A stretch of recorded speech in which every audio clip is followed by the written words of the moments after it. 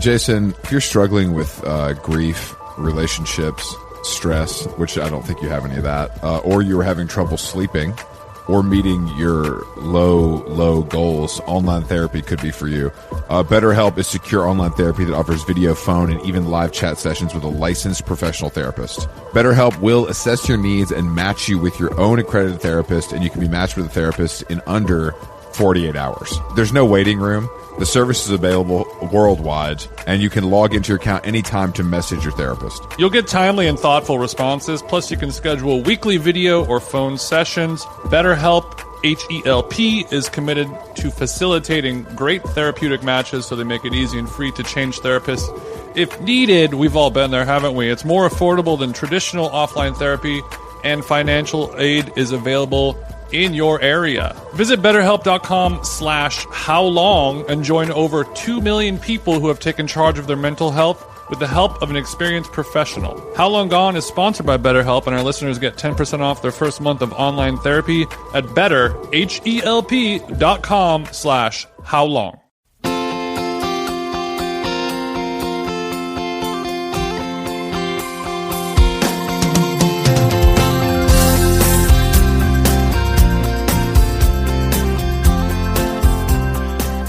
How Long Gone? Let me show you the way to San Francisco. San Francisco. We're looking out at this fucking dump, but from 19 floors up at the Fairmont Hotel, It looks pretty nice.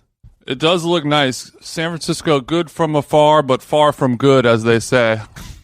And you know, the destruction of the middle class continues alive and well here in San Francisco. Well, look, man, you know, the only people that live here are people who have like $18 million, or you live in a refrigerator box. That's the only two kind of people that can live in San Francisco. It's absolutely crazy. Luckily, I went straight from SFO, which does have incredible dining options, I have to say. Oh, yeah. I went straight from better than the city of San Francisco, yeah, for sure. Went straight from SFO to the Fairmont and haven't left. And I'm only leaving to go to the venue. So hopefully going to see as little of the city as possible. I'm trying to sample as little of this city as possible. Well, look, T, we've been here enough. Like, you and I have both been here many times. I've been to San Francisco so many times, and that's why it's so sad to see it crumble from what it once was. Well, I mean, I know that you think of this place as a mythic haven for the art of graffiti. And there's nothing mythic about it. I have the documentation, bro. And I got the proof on my fucking hard drives, bro. Sick ass flicks. I think of it as I guess it's just a dump with skateboarding and Operation Ivy. Third Eye Blind. Yeah, man. I've talked about it way too much. I don't even have anything new to say about it. It's well, just look, depressing. I think the real problem is we're coming off a high of last night's sold out. We were high off of being in Los Angeles. Yeah, we're high off Los Angeles. A sold out crowd last night at the Lodge Room in Highland Park, a neighborhood that I maintain my hatred for. But last night I gave it a pass. It moved a couple clicks up on the okay scale for you. I mean, look, that venue was fucking nice. Like, that place was beautiful. Former Masonic temple. I think that's why the show went so well, is because there was some spooky vibes in there. You know what I mean? Did you get spooky vibes? Well, I just still don't know what Masons are or do. Oh, I'm glad you asked. But my grandfather was a Mason. I don't doubt it. Don't I get blessed? Did we talk about this before? Don't I get blessed in? No, I think everyone's grandfather was a Mason. Do I have to kill someone? No. No, I think when your grandfather and many other normal grandfathers, you know, middle class, working class, blue collar whites, they're just like entry level. Like, you get to say that you're in the Freemasons, but you're not like. But what is it? Is it just like a men's club where they play cards, or is there some devious shit going on? It's pretty much a men's club. It's sort of like an order or a fraternity. But I mean, it was literally formed as like a union of literal Masons, like people who built stuff. Oh, I'm out. And then it turned into sort of like some sort of secret society. A Jay-Z thing, exactly. And that's why I'm confused about it. But I don't think I feel like if it's a real secret society that has true, like, underhanded powers in play, it wouldn't be open to everyone, you know? I think the main bulk of it is just you get a sticker on the back of your car, and then, you know, if a cop is behind you and he's also a Freemason, he'll look at you and then let you keep going. Like when you get the my brother's cousin is a fireman sticker on the back of your car. So I donated to the Fraternal Order of Police this year. You don't know how much, but I did donate, and I did get this sticker. I guess maybe the Fraternal Order of Police.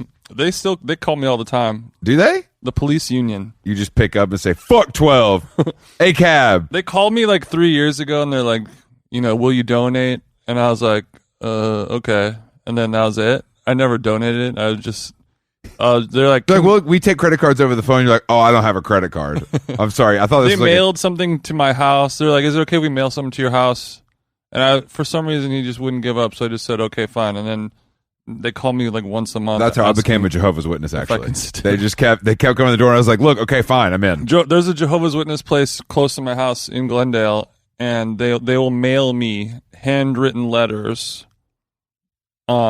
And it's just like, and I Google the address that it's from, and there's a place right around the corner. That's nice, though. Handwritten is nice. I've never opened it up, but it's like letters saying like you're gonna go to hell unless you join this. But I looked at when I Googled the address. You are gonna go to hell. That's a separate conversation. We don't need to get into that now. Yeah, hell is good. I'm gonna go there, but I Googled it. And there was it had a one star Yelp review on this Jehovah's Witness office building. And the reviews are just like, "Fuck, these motherfuckers don't stop knocking on my house." 1 star on Yelp. They don't keep up the yard very nice. It's kind of a problem in our neighborhood. The curb appeal is literally zero. But yeah, I'm sorry. Last night we got off track. Last night was great. My bad. Thank you to longtime friend of the show. It was really good show. Ryan O'Connell to this. And new friend and former guest Whitmer Thomas. Go check him out on HBO. Special's great. Ryan is in the new season of Queer as Folk, which they're filming soon, and he's got a book coming out, and he's wearing tank tops all the time because he just can't help himself. What kind of tank tops? Oh, I'm sorry. That was it's a partner appreciator style tank top. That's right. But he doesn't have a normal one. He probably has a designer one, I'm assuming. His looks like a mixture of if like Acne did the 50 cent tank top. That's exactly what I was You know what I mean? It's like $300 instead of 30. But it is nice. I mean, it looks good. I can't, Dude, that's a good idea. To like create into actual fruition. You know what brought me a lot of joy last night was sitting in the room and watching Kenny Beats and Ryan O'Connell have a conversation. And Ryan's like, "Wait, are those Carhartt pants?" And Kenny's like, "Yeah, bro." And then and Ryan's like, "I'm wearing Carhartt pants." Yeah, and Ryan was just like, "Oh, mine are the gay version." And Kenny's like, "Yeah, bro, yours are skinny and mine are baggy." Exactly. I'm just like, damn, this is how gays and straights cross the aisle and become friends with each other. I have bigger pants than you. Mine are littler. Yes. Cool. But we could still be the homies. Yeah, we could still be the homies. And I have to say, because we haven't talked about Seattle, but because this is the most intense run of shows, this end run. It's Seattle, LA, San Francisco 3 days in a row. Mm-hmm. So it's a little bit, but Seattle was also amazing. But I had to say, I got a little misty with Enumclaw, the band that played. Mm-hmm. I just feel like hang out with these young guys, and they've really like being around the young, fertile guys. Well, they got a zest for life, and they're like nothing matters except tight bodies. Yeah, nothing. Gravity hasn't taken its toll just quite yet. Exactly. Like it's just like they have nothing but life in front of them, and all they care about is like rosy, cherub-like cheeks, making records, and like probably trying to bang chicks and like get fucked up, and it's a freeing just barely time. Getting some pubic hair going. Yeah, mm-hmm. It's hot. Yeah, it's good to be around those young people. They keep us young, and we could teach them, and they could sometimes teach us. Is that weird? They also did an Oasis cover, which is but it's just good to be around. I mean, as you get old, you kind of have to. Keep young people around in your life just so you know about the cool way to talk. Mm-hmm. And then you also have to know about like which things you can't do anymore. Like, hey, we're not really doing these emojis anymore. Hey, bro, we're not animating GIFs anymore. I'm sorry. If Enumclaw told Jason animated GIFs were over, you would have a void in your life. Well, that's the other problem, because people will be like, hey, we don't do this emoji anymore. Or like that's for boomers or Zoomers or Gen Xers or Gen Zers, or we don't do this anymore. And then you're like, am I doing this earnestly or in irony? And you don't know. I know. I also don't know. But and I think as you get older, you're kind of always afraid of like, oh my God, is one day I'm going to wake up and I'm not going to like know what's cool anymore. I think that will never happen to me, but that's natural selection. I think that is. I think some people embrace that and they're like, I'm just old now, old head now. But what I learned from Enumclaw was the good homie.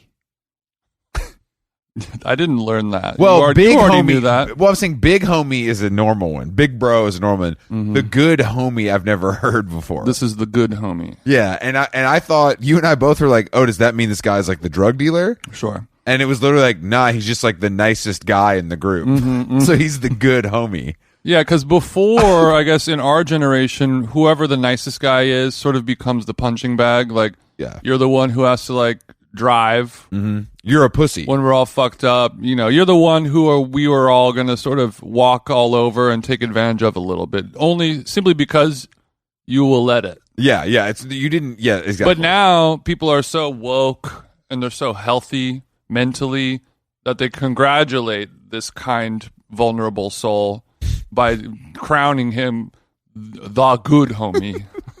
Who do we have? I don't know if we have a good homie.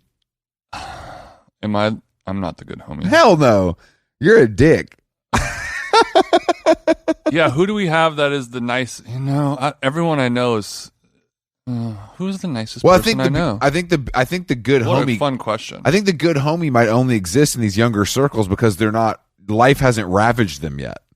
They have a sunny disposition and a positive outlook because nothing bad has happened. They haven't had a peek into the boiler room of what we call the human existence. No, they haven't been on a United flight from Burbank to San Francisco. They've never done that before. They're like, hey, have you seen how the sausage is made? And they're like, I didn't even know that it got made. I thought it just appeared delicious in my mouth. I just went to McCall's and bought it. What do you mean? What do you mean Belcampo's closing? Yeah. So now, but even when you're that young, you can but at a certain point, can you be the good homie until you die? Can you go? Can you make it to 100 years old without and be the good home? Like, do you have to live some type of weird coddled monk existence? life. Well, you mean like when somebody's speaking at your funeral, they're like, "Here lies the good homie," because you've made it all. Here the way. lies the good homie. He never, he was never bittered by life's ills. I mean, maybe it's possible. Who's this? Who do you think? Let's shift it to celebrities. Maybe try to find the universal good homie. Mm-hmm. Do people think like Stanley Tucci's the good homie? That's the thing, is because the good homie, it's an aura about somebody. Yeah. It's a trait that you can't explain. It's more of a feeling and an essence that somebody has. So for me, I've famously been on record to say that Tucci, sinister aura, 100%, sinister aura. Yeah. If he's not, he's so closeted that he has moved into. Yeah, sometimes I like to cut humans up and he's going to die like Bourdain. No, I think he's going to die like Epstein. He's going to... Oh, you think he's that dark? Yeah, I think he's going to finally get caught for this string of murders that he's been doing for decades. They just trace the trail of Aperol Spritz until they find the bodies. I've left a trail of fresh cracked pepper. I don't know why as a society we're so transfixed when celebrities like cooking. It's not interesting. A lot of people like cooking. Well, I think it's because... Well, actually, I was listening to the radio or something this morning, and they were interviewing like Nick Lachey and his... Vanessa Lachey? Vanessa, yeah. And they have a podcast. Great. And they were talking Is about... it on the Cadence 13 network? Basically, they're like, we both love the Disney Channel, or they both love Disney and Bravo. So they decided to make a podcast where they talk about Disney and Bravo. Like every week, the subject matter flip-flops back and forth. And it's sort of and when they're interviewing it's just like, we need to have a celebrity. We need to have Selena Gomez be like, I don't know, call me weird or random, but I made a grilled cheese yesterday. I'm a cooker in the kitchen, you know? So everyone can be like, oh, me have kitchen in my house too. Me eat grilled cheese. I'm like Selena Gomez like without all the money or talent. And so now these people are like Nick Lachey is like, I don't know. I mean, I guess I'll be honest. I'll tell you something weird about me. I guess I like Disney cartoons. No. Wait, you like Disney too? The most popular media conglomerate in the history of human existence? That's random. Well, I mean, the part that bothers me the most about that is that they probably have done, I don't know, a quarter of the episodes we've done and made, I don't know, 15 to 20 times the money. Yeah, that's the problem. Can you imagine? They get like national iHeartRadio ad spots and all that. Bro, the thought of an executive being like, all right, so in the podcast A&R meeting being like, what do you have? All right, so Nick Lachey, the guy that wore the big diamond earrings from, and he called Jessica Simpson stupid. He likes Disney, right?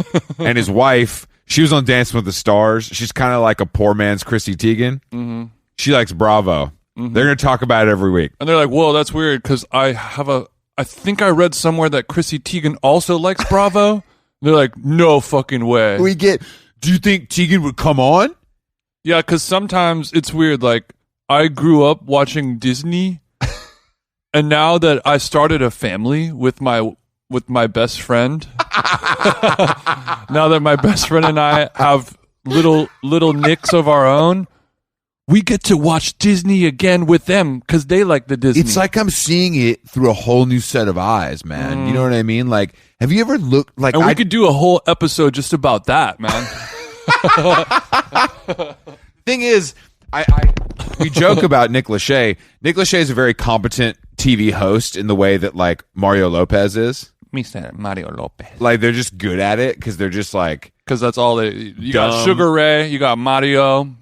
Who else got? Charles Barkley got the sauce. They got air between the ears. They're a little beefy. Uh-huh. You know, they're not too skinny. They're not too good looking. But because all those guys, they're all the same type of guy. Yeah. And their existence is, I did a deal with the devil, and he let me be a rich, famous person who is good looking and, you know, maintains a muscular build despite my weight loss that slowly creeps in as I get older. In exchange for that, I have to host taxi cab TV shows and hotel Hollywood extra shows up until the very last week of my life. Yeah. Like, I will have $80 million in my business checking account, and I'm still going to have to be like, we have the new Jumanji 2 is going to be in theaters this Thursday. Man, I mean, look, I can't say I wouldn't do it. I can't say I wouldn't host ET. It's a hellish existence because those guys, like Mario Lopez, wakes up at 5 in the morning, that's 3 in the morning. That's what I was going to say. They don't do morning. That's the thing. They're not on. They do ET and shit. That's at night. That comes on at 7 I think PM. they just always have to, like, every day they wake up and it's like Monday through Friday, 4 a.m. to 4 p.m. It's just like, all right, this hotel in the Bahamas needs you to talk about how they just remodeled their foyer area. And he's like, okay. We got 50 racks for you. And then we'll go, then we have 45 minutes of gym time. No, they do more than that. They look good. Yeah, they do look good. But I think these guys, But what about the Sugar Ray guy? He looks, he's got the juice too. He looks like a rocker that's had too much work done, but that's fine. But I've heard interviews with him, and he's kind of like cool and in on it, and he's sort of like, yeah, he knows. Well, that's he makes fun of himself. He's like, I think I still act like I'm 20 years old, even though I'm clearly 53. That's because he was in a band, not, and you know what I mean. Like Nick Lachey was in a boy band that doesn't count. Like Sugar Ray was like a real band. Saved by the Bell was kind of like a band. I mean, they had a band. That's a good point. We need to talk about some news, though. We got news, yeah. So I guess what else? I mean, yeah. Thank you to everyone. No, in not Seattle. our news. I know. Thank you to everyone in Seattle. It was a really amazing show, despite it not being as large as some of the bigger cities. Unmatched energy. You know, that's as good as it gets. Unfortunately, it's not as good as LA or New York because it's the same grid energy, but just like and I was 3 surprised times as because many people. I was always under the impression that everybody's on like heroin or whatever. So for the fact that they like moved around and laughed and stuff was cool. You know, I guess it was more of an IPA night for these guys. It was cool. It was, yeah. I mean, that Seattle was just a great vibe. No, it was a great vibe. I agree. I loved everything about it. Yeah, and shout out to Enum Claw. Go give them a listen. But we need to talk about Astroworld. Shit. It's lit. But I read about it all day today. Drake, Travis Scott, and Live Nation are being sued already. By who? Unclear. I think it's like not class action, but I'm sure it's like the families. But basically, I mean, I think it's extra wild. Quick. Huh? That's very. Of course, it's quick because people want fucking money. But well, I mean, Saturday and Sunday, those are. I mean, lawyers work when there's money involved. That's kind of their thing. Yeah. They only work if you get paid. You know, because I only know about like the business days when it comes to my like FedEx shipping. I'm like, bro, this says gonna be here in 3 days. Like, yeah, but 2 of those are Saturday and Sunday. You know. Yeah, that's kind of where my head's at right now. You're not really a working man, so. But I'm a retail whore. So, I always do online shopping. All these people die. 8 people die, and they're young. But I just don't know if we can. Hundreds maimed. I don't know if we can blame Travis Scott. I think you could partially blame Travis Scott. The fact that people think he's aware of what's going on when he's on stage in front of 50,000 people, to me, is a bit of a stretch. He's as aware as anyone can be, looking out at a sea of people that is so large that it goes to the horizon line. Like you physically can't see the end of how many people it is. So, like, of course, you're not going to be able to do all of that, and do like, sure, he could have done more, but like to me, this is an issue with like the organizer of like it's like a staffing thing. Like when the medical people don't know how to do CPR, that's not Travis Scott's fault. Like, you know what I mean? That's just not his fault. No, actually, it reminded me because I was watching that the doc. No, it was like the remake. Of like the Boston Bomber. Wait, not the Boston. Is it the Boston Bomber? I don't remember what it was.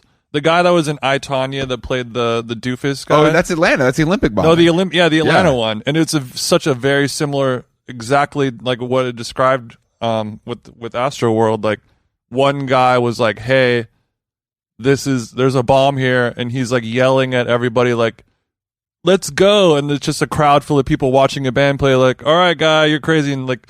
Sneaks up into the control room.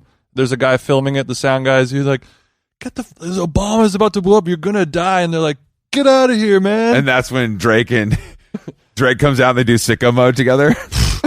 I mean, but like true, like if I'm just sitting, in a control room and I'm getting paid all this money to do this thing, and I'm gonna, and some crazy guy runs up and says, "Hey, we got to get out of here. People are dying." Are you gonna stop the show?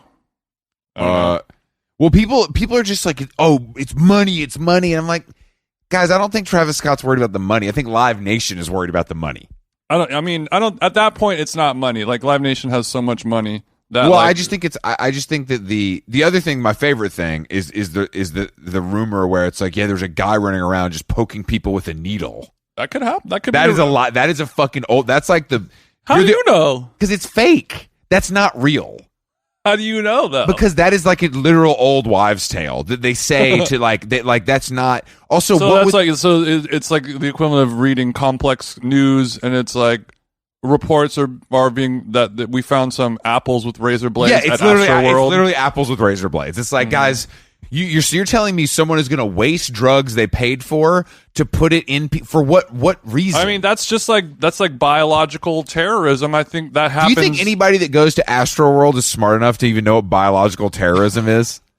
No. Well, I mean, if you are, hypothetically speaking, there was a guy who did it. I guess a they, but it's probably going to be a fella. This is this is more. But you're going to be like, okay, I have one goal. That is to, I guess, kill as many people as I can in a public event. I'm gonna sneak in my syringe full of poison. No, start poking people. There's no way that happened. That's like people. I mean, there is a way that that's has like happened. That's like people already. getting AIDS from sticking their finger in a Yeah. the change return of a payphone. There's a needle in there. I forgot about that. No one that never happened. That is not real. It's crazy. Like, you know what happened? There was a lot you of think fucking it's a psyop. There's a bunch of dumbasses. There were too many dumbasses at a poorly run festival, and nobody did enough, like, at every stage. Well, here's what I think. I think something like this was inevitably going to happen. True. And there really is nothing that you could really, truly do about this. Like, to control 50,000 blacked out 19-year-olds. Younger. That's the other thing. Younger. Yeah, someone it was like a 10-year-old person 14, who had to go like to the hospital. I just think there's a little. So, like, literally, what are you gonna do? you have to have, okay, if there's 50,000 people, they're young, dumb, and full of cum. They're on every drug. They're on 20 White Claws. Yeah. They're just so gnarly. If you have 50,000 of them, it's just like the numbers game. It's like pigs in a pen. Yeah. You have to literally have, I don't know, 3,000 armed militia policing them, or else you're going to have a situation that's out of control. Exactly. If Trump was in office, this wouldn't have happened because there would have been military on site, and that would have kind of fixed I think the sad part is society and humans have just gotten so shitty over the years that we just can't have festivals anymore, music festivals anymore. No, I mean it's of this scale. It's all bad and very sad. My favorite thing that's happened though is I'm seeing like white like liberal arts college Twitter being like, this is actually not what moshing is about. If you look at the moshing Wikipedia, we help each other up. I'm like, you dorks have never been in a fucking mosh pit. This is far beyond we're not mosh pit politics. We don't need to. Please do not intellectualize mosh pits and how it should work. Like, sorry, I don't think Travis Scott studied the mosh pit book before he started his career. Yeah, this isn't a mosh pit. This is a mob of people. No, I mean this is like a quicksand of human flesh. There's no like I read that same tweet and like seeing that juxtaposed next to tweets of just like I was standing on there was no floor. There's no ground or asphalt anymore.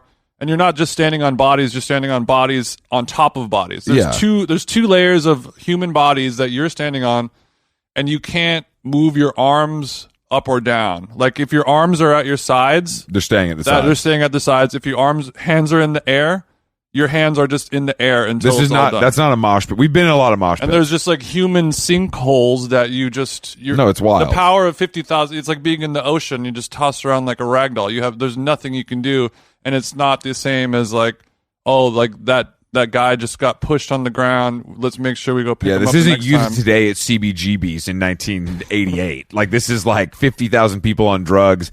And also, I just don't know.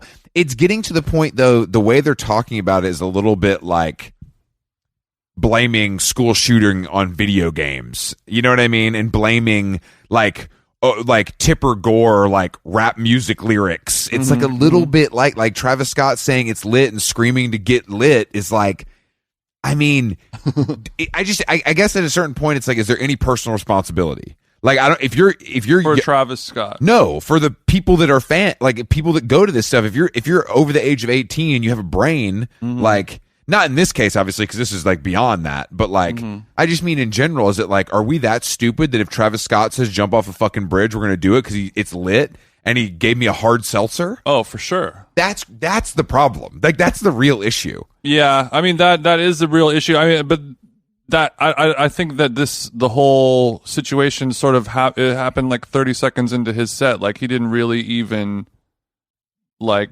it didn't get to like it wasn't a thing where like everything was going nice and smooth and normal, and then Travis. I think it was like, off rip. Everybody's it was like that's like the Woodstock '99 version of it, where like it's a powder keg ready to blow, and then Fred Durst plays. It's just one of those days. I want to fucking everybody sucks. I want to rip somebody's head off. Oh, give me something to break, and then you just start overturning cop cars and then you're like, okay, that is a thing that happened because a guy told you to do something. Yes, and this is more of just like, Travis Scott's about to play 50,000 feral pigs go running. And I think he could have. Look, I think Travis Scott could have done more. Absolutely, no question. But I don't think you can blame him the way people are blaming him. But Live Nation, to most people, is like a faceless corporation, and Travis Scott is like a celebrity that you can place blame on. So, but it's tough, man. But I really think that the future of festivals is going to be severely altered. No massive Stagecoach festival. isn't going to change, thank God. Stagecoach, it'll be like, we'll police it ourselves. You know what I mean? Hey, we don't need outside help. We know. Look, we aren't moshing. We'll get the Hell's Angels to come. We don't in here. use fentanyl. Fentanyl.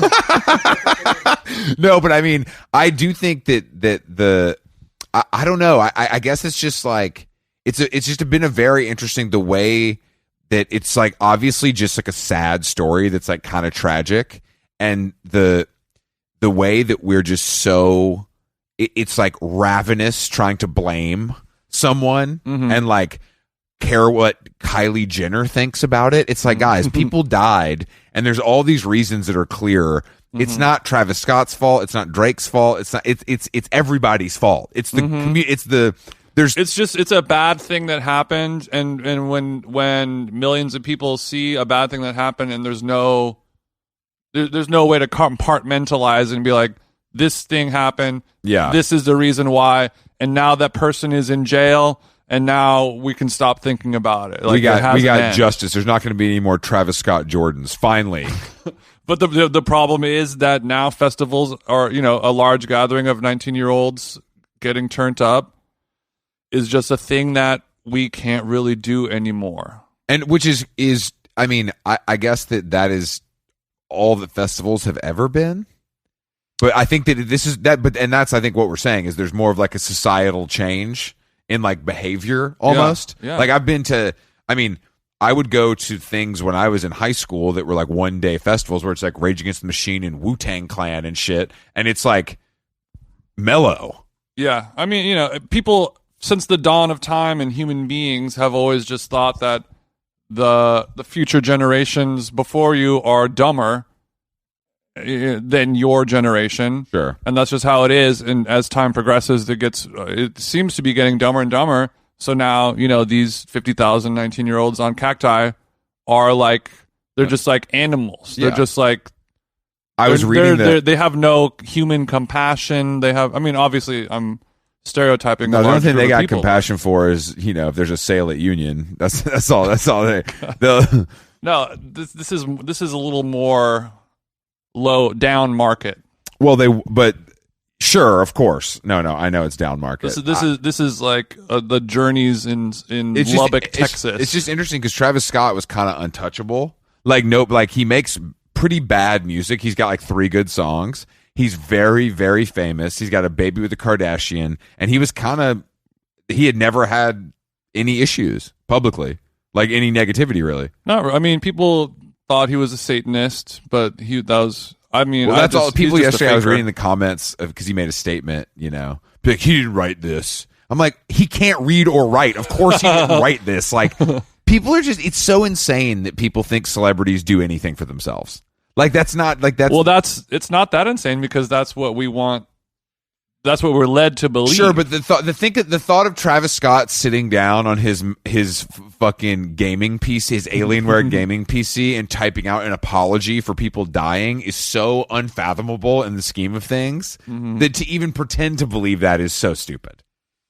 Yeah, I didn't read the statement though. Well, what it comes down to is I guess we were going to announce today that we were going to be opening Astroworld 2022, but I don't think that's going to happen anymore. Well, even though we're doing these live shows now, I was thinking earlier today, like I feel like this could be integrated nicely onto a music festival or a festival in general. I think that too. Complex Con, something like that. The fact that I'm missing Complex Con yet again. It's funny how it works out. I've literally never been in LA for Complex Con, and there's no one that should go more than me. We missed Playboy Caddy. I've been to many a Complex Con. I know you're a member of the. You're kind of on the hundreds flow team. You eat at John and Vinny's. Like you're that kind of guy. You listen to hip hop while you cook too. Yeah, I'm missing out on getting 3 feet high and rising is what I listen to when I'm making my dough. You know what I'm saying? I missed out on some type of kimchi pizza or some kimchi quesadilla. Chinatown Market. Chinatown Market is doing hot fudge sundaes. Bro, the Chinatown Market carrots banana bread was fucking crazy, bro. Dude, because you would think they would do carrot cake, but they did banana bread. Fuck. Yo, and the display, it was like banana bread, but it made a smiley face. It was sick, bro. But the fact that I've never been means it's gonna really deliver when I finally go. Well, unfortunately, by the time you ever end up going, it'll be just a shell of the pure essence of what it was. Like everything else, I like to be early, but it's as long as I get there and there's a Roddy Ricch performance, and some streetwear food collabs. If they're like, hey, how long gone? Would you be down to rock the Pigeons and Planes stage from 11 a.m. to 11:15 a.m.? Do you guys want to have Roy Choi as the guest on the Pigeons and Planes stage? It won't be 11 a.m. to 11:15. It'll be Roy Choi and Jeff Staple. It's a symposium about what the future of sneakers, kimchi, and tech. We see you guys kind of sitting the intersection of sneakers, kimchi, and tech. No, that's actually interesting because like you guys are like kind of the OGs. So like in a way, I look up to you. But now and then they're like, no, but like you guys are like the future. Like in a way, like we're starting to like look up to you and like, oh, do you mean it, big homie? Oh, that's the. Yeah, I just want to introduce the big homie Jeff Staple. You guys know him from that bird he puts on everything for 20 years. And now we're going to talk about something serious. There was a collab with Eames and Reebok, and they did this sneaker, and it was like, it's kind of like minimal. It's like chill. You guys know Eames, right? Like furniture. Because sometimes the collabs are like gnarly. There's like it's like the New Balance you could blow like a whistle. That's the opposite. Yeah, we made the air rape whistles for New Balance. This is different. Sometimes the Margiela cum shot 11s, the ones that look like you work in a semen factory. And then all the semen, all the ropes dry up on the Margellas. Oh, that's like one example of being like crazy, but these ones are like chill. What do you think about that, Jeff? What do you think about that? Yeah, I mean, I actually, they sent me a 9.5 in those, so I actually had to put them on Grailed, but because I do have a kid that's trying to go to college. Do you think that sometimes in fashion, less can be more? Whoa, I think I just invented minimalism. This is a good idea. I think we should host the Pigeons and Planes stage at Complex Con and do 15-minute blocks with all the important... What is Pigeons and Planes? It's a music site owned by Complex. It's actually a kind of important... It was like an early music blog. Where do you think that name came from? Hype Beast? I don't know. I mean, it doesn't have a meaning. No, I don't. I mean, okay. maybe it's probably like... Cannibal Ox lyrics or something. I don't know. Like I want it to just be some allegory about some crazy shit. Well, I mean, we need to think about our last shows in Chicago, and I want to make sure we get Andrew from Fake Shore on the list. If you know him, you can hit him, right? You want to, Chris? You can't mention this dusty stuff. I heard that Consequence wanted to come through, but Consequence doesn't want to. Come I told him the list was full. Did you listen to Kanye West on Drink? I mean, did you listen to Ye, the artist formerly known as Kanye Bro, West? I read the highlights on Stereo Gum, and that's all I needed because the Big Sean shit had me rolling. Kanye West is so fucking funny. So funny when he wants to be. He is a jokester. He'll just shit on people. I mean, I've found that the people who are the funniest often are a little fat. And Kanye's got a little. The fatter Kanye gets, the funnier he gets. It's like Chris Farley. Chris Farley on the MPC. I'm a motherfucking monster. Imagine, I want to see that. Chris Farley on the stage at the MTV Awards is playing the MPC solo before Pusha T comes out to do his verse. Yeah, Chris Farley comes out and it goes, bing, bing, bing, boom, bing, bing, bing, boom. David Spade's a ballet dancer in the background. We got you. That's a great song. But the interview, I guess I didn't watch it, but I guess Nori's really annoying and like kind of fucks it up. But like Kanye's so good and like says such wild shit that it almost doesn't matter. That was like me and Mel Ottenberg in New York. Is what some people have told me. Like, yeah, I think he almost started saying sentences, but then you kept making. I mean, that's it, when I heard multiple people tell me that, I was like, I guess I drank too much that night. I think you've drank too much every night. That's kind of your thing. No, I drank the perfect amount yesterday. But the problem is, it's just when there's no recovery time, when you just like go. You feel okay. I feel like you feel okay right now. I feel okay. I'm just tired. I'm not hungover. Yeah. I'm just kind of a shell of a person at this point. But the problem is when you are doing that, when it's like wake up at 5, go to airport, do show, get drunk, go to bed late, wake up at 5, go to airport, and you just do that like 5 days in a row. You sort of have to lean on alcohol as the only way that you're going to continue. Like I'm like physically present and alive, but in order for me to perform, I can't. The only thing I can do is just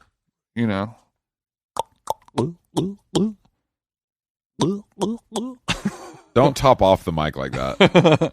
That ain't. I just have to keep chasing the dragon, and then once I get home, then I could. I think I was detox. thinking about this yesterday. So we have the show tonight, and then we have Chicago on Tuesday, and that's the last show. And we're doing an after party at Blind Barber where Jason's going to DJ. Yeah, go to the Blind Barber after in Chicago. But I'm about to DJ old music. I'm thinking though that even though I'm going to have to keep traveling, I'm going to go to New York and then I'm going to London and stuff. I feel like there's going to be a come down. Oh yeah, there's definitely gonna be. I mean, I experienced a weird come down, when we had a week off. When you after you saw Dune on ketamine. I did not see Dune. So even that week you've experienced a come down. Well, it was the come down was sort of because when you were on tour and you're traveling, you have like a North Star guiding you, or it's like everything that you do is sort of built around this thing that's the most important part of the day. Like the most important part of the day is I'm going to go on stage in front of hundreds of people and do my best to entertain them, give them their money's worth. And that's priority. So then you have to sort of like, okay, if I'm going to do that, then that's going to affect what I'm going to. Everything serves that goal. Yeah, what I'm going to eat that day, what time I'm going to wake up, what I'm going to wear, what I'm going to think about. So you were feeling too free back in Glendale. Say that again? You were feeling too free back in Glendale. Yeah, well, I was just sort of like walking around, staring at like the Quentin Tarantino, just staring at walls. That was me. I was just like, well, what am I guess I could do email. I mean, obviously we're recording our podcast the whole time, but it was sort of, I felt a little bit of a dopamine removal. I needed some 5-HTP. I love this shit. Like, I love the travel part of it. It doesn't really bother me. I love this shit. I love this shit. I'm built for the road if it's done a certain way, and there's days off, and you're not in a van or a bus. You're mostly taking a plane. Yeah, but I think the come down is definitely going to happen, and it's something that we have to be mindful of, and we have to get out ahead of it and make sure that we do whatever it is. So when the plane lands, we have a nice smooth one. Okay, I'll talk to some people about what that. I'll talk to some famous artists about that. I think, yeah, I asked Diplo how he handles it, and he's like, you got to do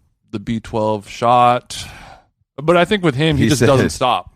Yeah, he's like, look, it's very similar to the Mario Lopez. Like with these if people, you can have if you can have a threesome every night with two racially ambiguous chicks, you'll be fine, bro. Look, you're good, man. And if you got Twitch, that's good. It's a secret to life. Yeah, I mean, I do think, yeah, that's interesting, actually. The DJ lifestyle, you don't really stop. Like, it's easy to not stop. It's like a lifestyle. It's not a tour. No, it's a real, like, I mean, Aoki, those guys can do 3 or 4 nights a week, no problem. It's very similar to the Mario Lopez or whatever. Like, these guys have so many millions of dollars at this point, and they're saying yes to so many things. It's just like, okay, you got to do this. You know, they're doing 4 shows in a day in 3 different cities on a private plane, and do this and this and this and this activation and this sponsored ad. It's the Virgil burnout. I think that's why he was like, I can't do it anymore. Like I can't really be in 3 time zones a day. Right. But why? How can Aoki? Well, they'll all burn out eventually. I mean, I think that's the reality. Well, I think are they afraid that if they stop going, then it's just it's totally. It's like the Keith Richards thing. If like he stops partying, he'll die. Mm-hmm. I mean, I think to an extent. I also think people I think it's more of a priorities thing. Like Aoki doesn't have kids.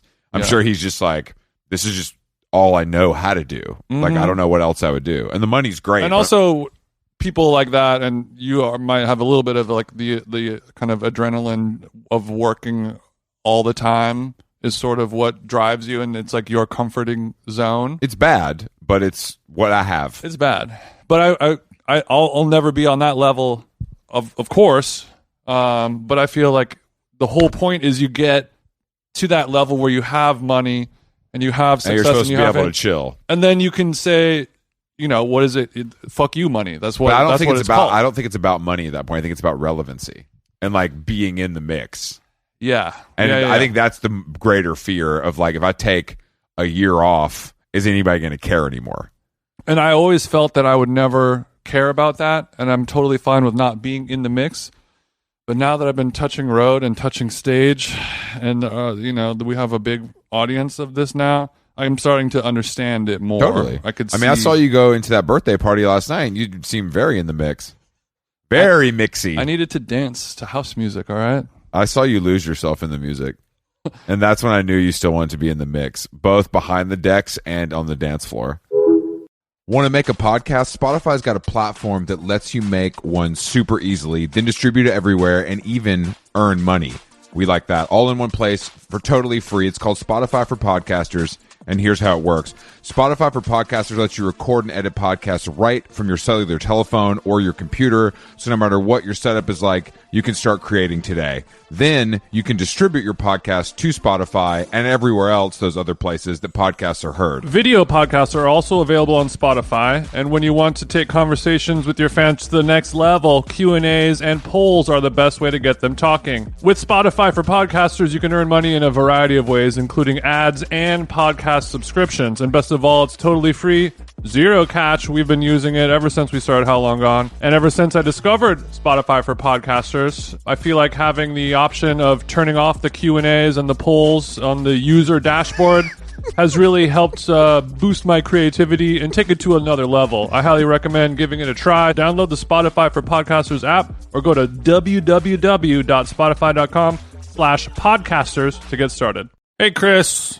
It's Tim time. Let's get into some Timberland talk. How are you? I'm great, man. I was just looking here at the Timberland Greenstride sole on these boots they sent me. It's made from 75% renewable sugarcane and natural rubber, which does the job of combining eco-consciousness and comfort. Okay, that's a very good amount. That's almost 100%. So all that natural rubber, all that sugarcane, it's everything that's renewable. That's going to do a good job as part of Timberland's commitment to make sure their products are sustainable for a more greener world, with the goal of having a net positive impact on the environment by 2030. That's positive, that's better than neutral, and much better than negative, of course. Of course, but we'd be remiss not to discuss the eco-conscious materials that we've laid out for you. Also, you know, they look cool. They're rugged, lightweight, and durable. You can go shop the men's and women's Greenstride collection on Timberland.com. Where you took a little break, I forgot about the Rude Instant Pot collaboration. And I just got reminded the collaboration includes a Pyrex measuring cup, chef's knives, dinnerware, and more. So the Instant Pot looks kind of sick, bro. And I think it's a perfect collaboration. Do you? Because Instant Pots are just repurposed, rebranded technology. It's a pressure cooker that they gave a better creative agency, you know, a bunch of money to create this thing. If you could, you know what, this is a great idea. If you're Ruigi and you have a hot brand, all the rappers like Jay-Z and Gerald, Easy are rocking, What would your kitchen collab be if it was a Them Jeans could do any kitchen collab? If my name was Ruigi Stewart. If your name was Ruigi Stewart. That name is so fucked up. Tudley Ruigi Stewart. Ruigi. What would it be? What would it be? Would you do Vitamix? Would it be a pan? Would it be a non-stick? Would it be a baking sheet? A Pyrex bowl? These are all pretty good. I think what I would like to do, the Vitamix, it's a little too hot right now. It's a little too easy. But I feel like the Vitamix is kind of the Kleenex of the game. Like Jersey hangs forever. Yeah, but the difference is Kleenex is a product that everyone can afford, and the Vitamix is a ridiculous purchase. So are you a broke boy KitchenAid type? Well, that's why I'm saying it's like everyone buys the Vitamix because they have convinced themselves that I do so much blending in my life that I need yo, bro, I really be blending. I need my blender to cost $600. I thought it was $400. There's different models, and you can get them used. If you want one, get one refurbished on Amazon. That's the best way to do it. But I knew you didn't pay full price. But I would probably do a classic Cuisinart food processor. Nice, a time-old classic that has sort of become the industry standard for a prosumer. That's a tasteful choice, and I respect you for that. Has a nice kind of off-white cream color. How much would that cost? Those are like $200, something like that. Very democratic. So you could get the Them Jeans Cuisinart food processor. Let's say $250 because we're going to use some nice paper on that. We're going to change the packaging a little bit. Mm-hmm. The unboxing experience is going to be. It wouldn't be a logo elevated treatment. It would just be a color treatment, right? Yeah. Of course. And there would maybe be a little on the underside, like a Tom Sachs style signature, that's just to authenticate it. Of course, yeah. Hand numbered. There would be fakes, of course. So it's smart to. We need to get out ahead of this. We need to get out ahead of. We heard China fired up the factories when they heard Them Jeans was collaborating with Cuisinart. Yeah, I got. If you want to not have an aneurysm, don't look at Alibaba right now.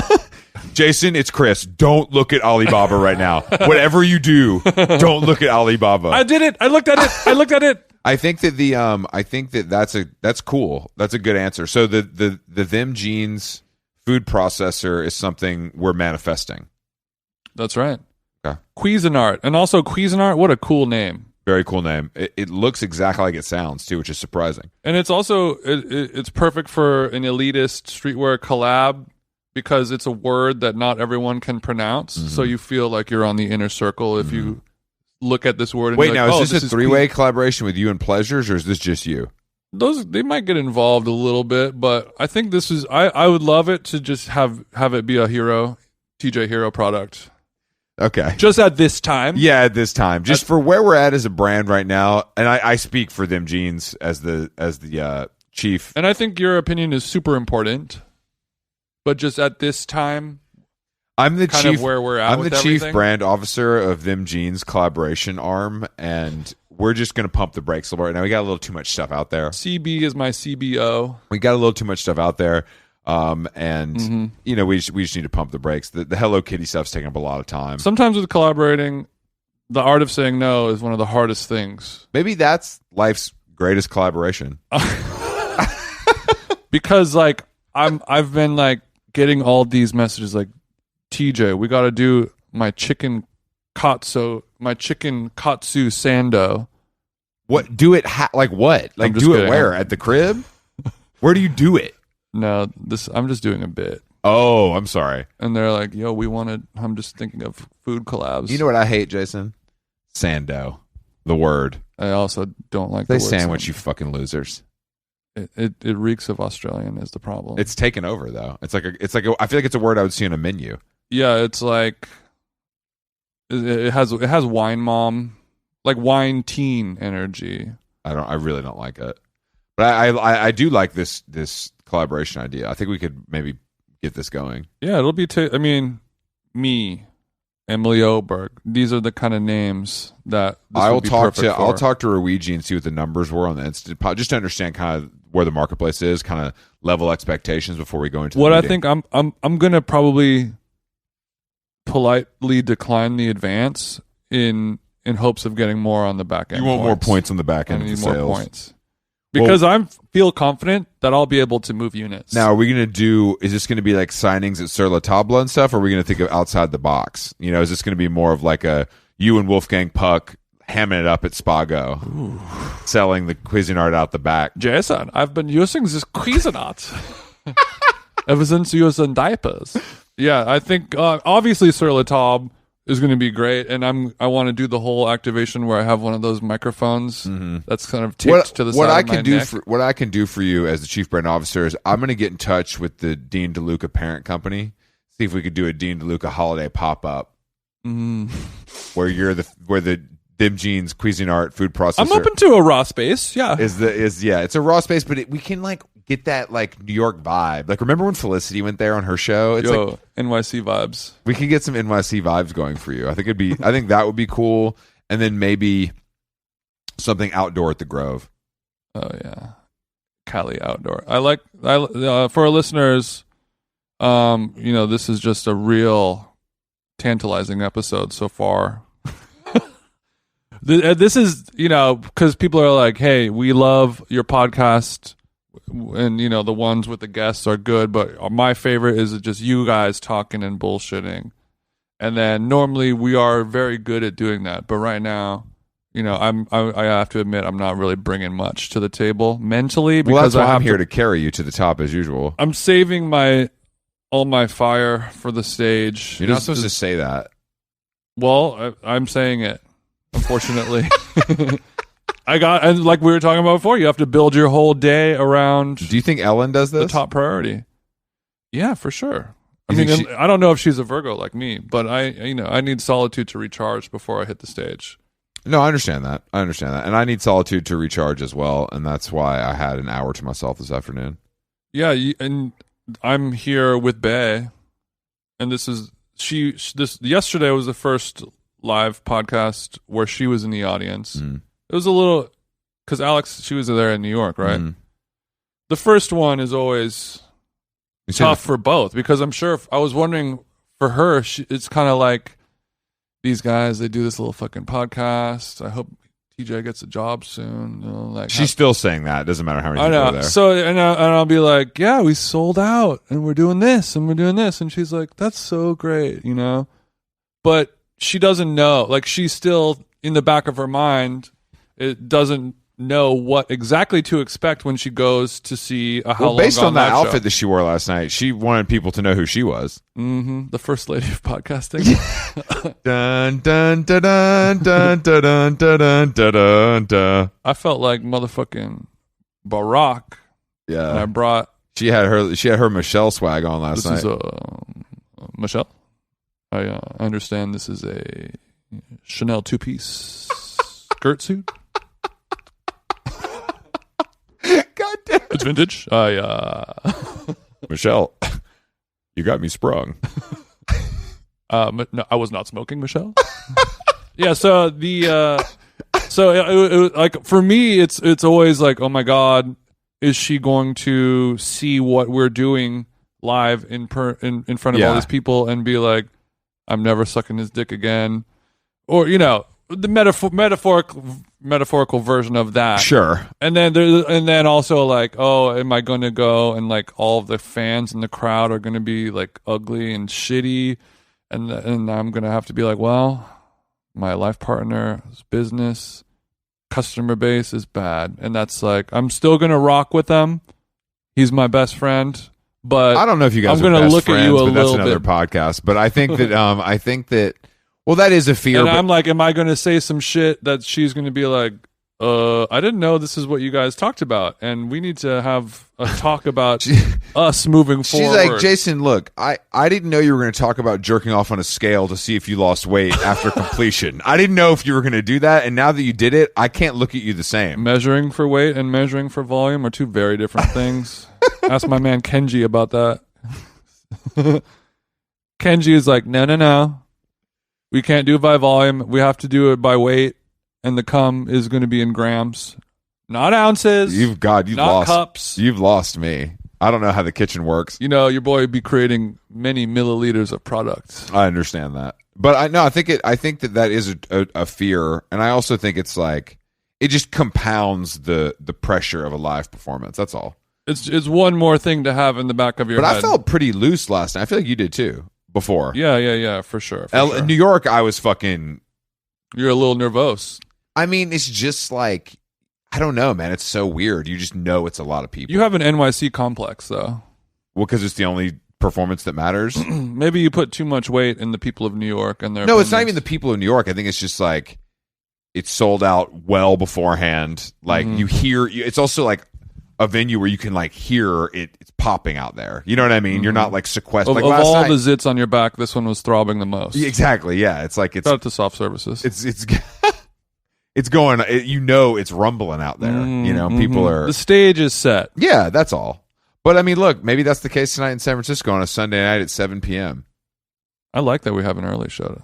Jason and I are going to take our fixies down there. We're stopping at Blue Bottle for We're just gonna keep bombing hills until we're at the venue. Bro, I don't know which way it is, but if we just keep going down, we're gonna find it. You can only bomb hills here.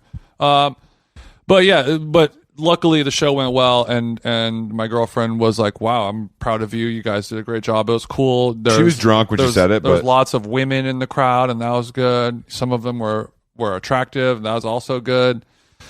Couldn't have done it any better. But the problem is now tonight we're in San Francisco, and her brother is getting married here in a couple of days. So some of the family is going to be coming to the live show, and that one is going to be a little bit different. Well, you just can't expect them to get it. It's fine, like people. I mean, but also maybe I'm not expecting anything, because what if they do like it and they do get it and they're like, "Oh, you guys are pretty funny actually," and I understand what you do more, and I get it because you see people in the crowd laughing or clapping or smiling. That's true. You have some cues. That's where it makes it different. Because, versus listening.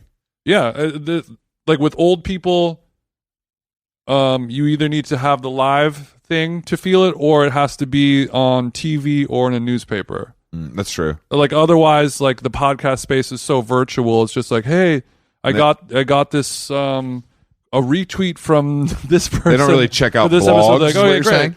Versus like, oh, New York Times did an article You're about saying us. grandma doesn't read Gawker? Exactly. Like I always used to say, I'd be like, hey mom, I'm like DJing now, and like I was featured on this web Pigeon and Planes. Mixmag.net did put my picture up. And blah blah blah, and I did this, and then she'll be like, okay, good. And then when I would DJ in Orange County, and then like the little classified ads in the back of the newspaper, that would just be like the venue that I was doing a show. Like a listing, basically. Yeah, just a listing of 50 shows, and then like one little tiny half of an inch square just says like June 19th, them jeans. She'd be excited about She'll be like, oh, rip, go buy the newspaper, cut it out, like, because they don't understand that, Pigeons and Planes is a fucking bigger deal than... They'll know when we do Complex Con. All right, so we have to go to this show in San Francisco. We get to go to the Independent tonight. We are in Chicago at Shuba's, sold out on Tuesday the 9th. After party at Blind Barber with all the gang from Chicago, with DJ Them Jeans on the Wheels of Steel, a la Mixmaster Mike, and also on Tuesday. We keep your eyes peeled on our social media accounts, because we will be releasing a new piece of merchandise for the winter months.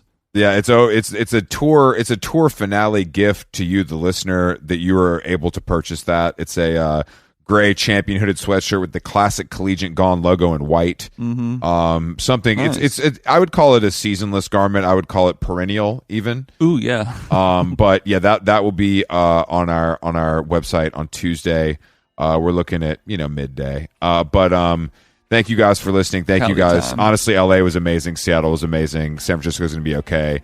Chicago will be amazing. Sorry that I was brain dead today when we were recording, but the next episode will probably be more brain dead. But then the one after that, back to business. It's looking up. Business it's looking up. Usual. No, thank you all for listening. How long gone? And we'll talk to you soon.